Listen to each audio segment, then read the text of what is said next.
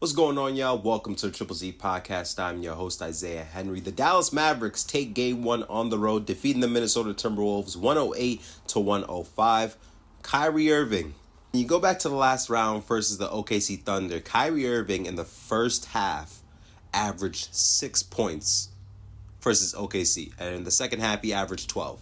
In Game 1 versus the Minnesota Timberwolves, Kyrie Irving scored 24 of his 28 points in the first half. It was all needed because when you're going against a great defensive team like the Minnesota Timberwolves, you can't wait until the second half to find your rhythm offensively. Can't wait until the second half to start finding your shots, start trying to find a way to score the basketball.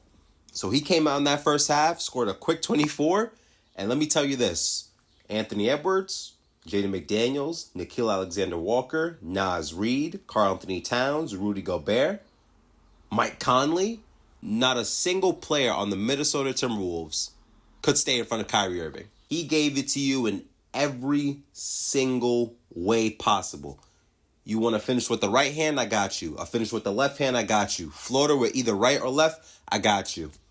There was one play where he came off, driving left to the rim, went up with the left, and then switched to the right in midair and finished it.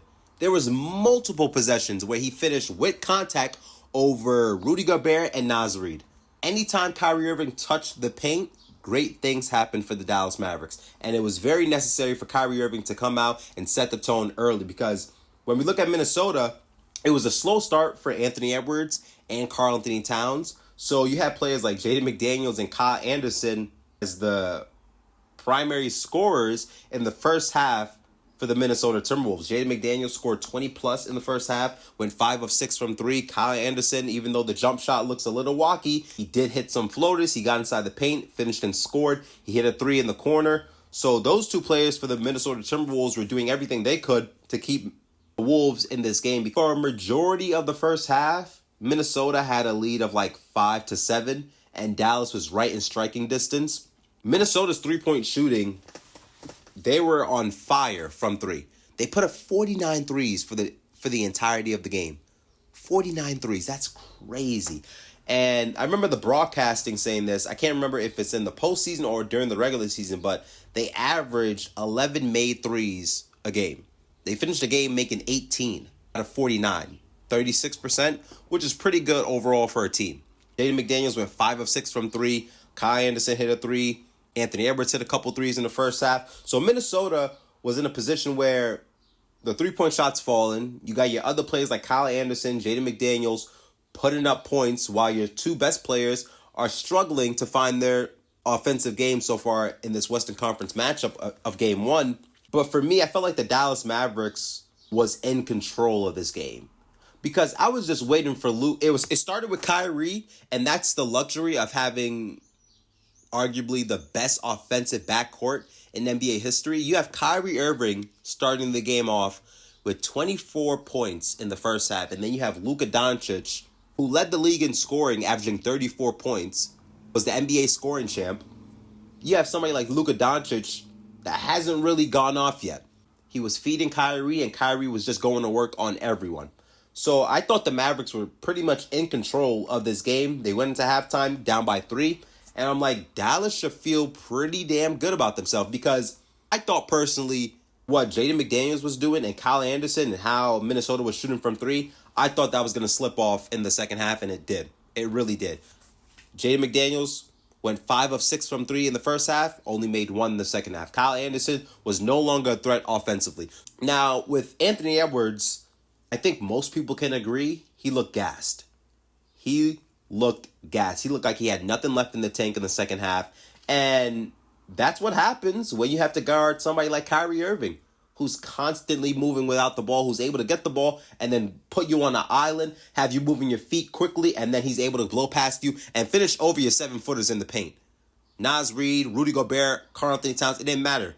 Kyrie Irving will blow by Anthony Edwards, Jaden McDaniels, Nickeil Alexander-Walker, and then finish over Rudy Gobert, Naz Reid, and Karl-Anthony Towns. Nobody, like I said, was able to guard Kyrie Irving. Nobody, not a single person. So I thought with the Dallas Mavericks, they have a few bodies they can throw at Anthony Edwards. Derrick Jones started on Anthony Edwards, and then in the second half you saw PJ Washington switch on to Anthony Edwards, and it was a tough game for Anthony Edwards because he has to guard Kyrie Irving, he has to guard Luka on some possessions. He couldn't stay in front of any of them. And Anthony Edwards is a really good defender. A really good defender. He took it upon himself to say, I got Kyrie Irving in the next round. But in game one, I mean, both of them finished with 30. Well, no. Luka finished with 33. Kyrie finished with 28. Defensively for Minnesota, you saw Rudy Gobert in the drop coverage. Dallas took advantage of that. Because when you have somebody like Luka Doncic, who's one of the best pick and roll players in the league, he's able to get you on his back. He's able to put you in jail, and now you're at a disadvantage because if you're Jaden McDaniels and you're behind Luka Doncic, he's controlling the entire outcome of what's about to happen. And Rudy's in a position where he has to think about so many things. He has to think about Luka Doncic right in front of him. He has to think about Derek Lively or Daniel Gafford getting below him on the roll, and then he also has to protect the rim, which is the number one assignment for Rudy Gobert, protect the rim. They played the drop coverage, multiple possessions with Luka Doncic where he was able to score or drop it off to Derek Lively or Daniel Gafford or just throw them the lob. And another thing when Luka has you in jail, Jaden McDaniels, as soon as Jaden McDaniels has the opportunity to jump back in front of Luka, as soon as Jaden McDaniels is in the air, Luka's already creating the separation from the step back to get the mid-range shot off. You saw a lot of that as well. Luka in that fourth quarter started a 7-0 run, scored 16 in the fourth quarter. Like I said, it's a luxury to have Kyrie Irving score 24 points easily in the first half, and then Luka close out the game 16 points in the fourth quarter. PJ Washington was really good in this game. He started out 1 of 5 from 3, but a lot of his three-point shots were on the wing or at the top of the key. And PJ's really effective with his three-point shooting when he's really in that deep corner. He started to hit a couple shots near the rim. Then he started to stretch it out to the three-point line. And then when Kyrie Irving kicked it out to him in the corner with a minute and 30 left in the fourth quarter, PJ Washington hits a corner three. Dallas goes up 104-102, and they never looked back. After PJ Washington hit that corner three, and he's been great from the corner three, the Dallas Mavericks did not look back. Luka Doncic took it upon himself to close out this game, and that's exactly what happened. Great game, though. Great game. Back and forth game, not a blowout. I don't think either team had a 10-point lead in this game. It was single digits throughout the entire game, both ways. I mean, it looked easy out there for the Mavericks. Even though the game was close, it just looked easy. Luka had some really great defensive moments in this game as well. The one that stood out to me the most was when Mike Conley tried to throw the lob to Rudy, and then Luka, I didn't expect him to jump that high, but Luka just jumped up, basically blocked it from Rudy getting a dunk from the alley-oop.